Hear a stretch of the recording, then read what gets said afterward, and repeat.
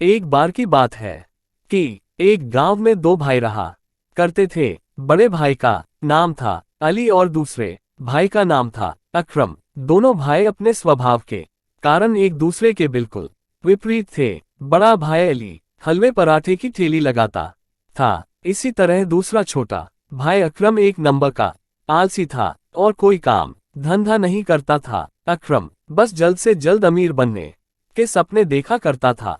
एक बार की बात है कि छोटा भाई अकरम अपनी भाभी के लिए सूट लेकर आया। अकरम ने सूट भाभी को दिया जो अकरम की भाभी को बहुत पसंद आया।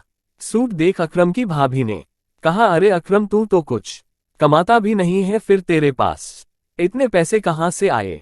अकरम बोला, भाभी जान आप ये सब मत पूछा करो, मैं तो सिर्फ जुगाड़ करता हूँ और इन जुगाड़ से मैं बहुत ही जल्दी अमीर बन जाऊंगा।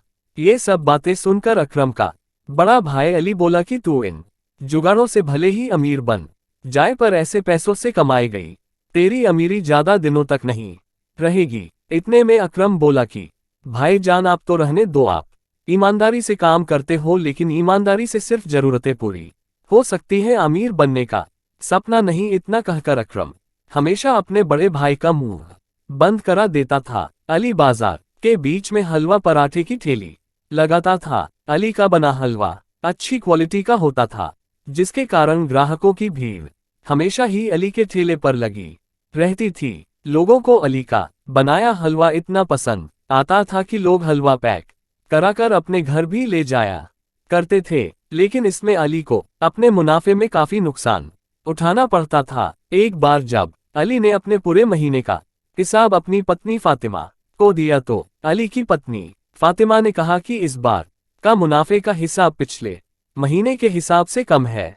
इस पर अली की पत्नी फातिमा बोली कि ऐसे तो हमारा गुजारा नहीं चल पाएगा। तब अली बोला कि इस महीने तेल के दाम बढ़ चुके हैं, इसलिए मुनाफा थोड़ा कम हुआ है। ये सुनकर फातिमा बोली कि आप भी अपने हलवे और पराठे के दाम बढ़ा दीजिए, अच्छा मुनाफा होगा। इस पर अली बोला कि नहीं फातिमा, मैं ऐसा नहीं कर सकता। अगर मैं ऐसा करता हूं तो ज्यादा लोग मेरा बना हुआ हलवा नहीं खरीद पाएंगे। इसके बाद फातिमा ने कहा कि जैसा आप ठीक समझें। अली और फातिमा की यह बातें अली का छोटा भाई अकरम सुन रहा था। एक दिन की बात है कि फातिमा को एक फोन आता है। फोन पर बात करते ही वह रोने लगती है। जब अली फातिमा को देखता है कि फातिमा रो रही है, तो वह पूछता है कि क्या हुआ, फातिमा क्यों रो रही हो? फातिमा बताती है कि मेरी चाची अब इस दुनिया में नहीं रही, उनका इंतकाल हो चुका है, मुझे जल्द से जल्द चाचा के यहाँ जाना होगा। ये सुनकर अली बोलता है, रो मत फातिमा, मैं भी तुम्हारे साथ चाचा के यहाँ चलता हूँ। इसके बाद अली अपने भाई अकरम से कहता है कि जब तक मैं नहीं आता तब तक तुम हलवे पराठे की ठेली लगाना और देखना कि मेरे ग्राहकों को कोई तकलीफ नहीं होनी चाहिए। याद रखना कि मैं हलवा बनाने के लिए दुकान से महंगा और अच्छी गुणवत्ता का सामान खरीदता हूँ, तुम सस्ते के चक्कर में मत पड़ना। इतना कहकर अली चला जाता है। इसके बाद अकरम हलवे पराठे की ठेली लगना शुरू कर देता है। ग्राहक आकर आराम से हलवा पराठा खा रहे हैं। अकरम देखता है कि पराठा बनाने के लिए तेल खत्म हो गया है। अकरम सोचता है अगली सुबह जाकर वह दुकान से सारा सामान खरीद लेगा। अगली सुबह जब अकरम सामान लेने दुकान जाता है तो वह ये सोचकर सस्ता तेल ले लेता है कि ये कौन सा उसके घर में उपयोग होने वाला है। रोज की तरह लोग ठेले पर आकर हलवा पराठा खाने लगते हैं, लेकिन कुछ देर बाद दो ग्राहक आते हैं। हमने तुम्हारे यहाँ से हलवा खाया था और हमारी तबीयत खराब हो गई।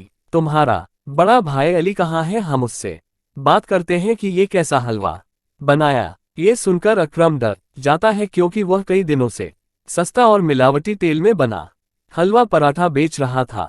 ये बात जब अली को पता चलती है तो वह अकरम को बहुत डांटता है और अकरम से कहता है कि वह लोगों से माफी मांगे। अकरम को अपनी गलती का एहसास हो जाता है और लोगों से माफी मांगते हुए कहता है कि वह आगे से ऐसा नहीं उसे अपने किए पर बहुत पछतावा है।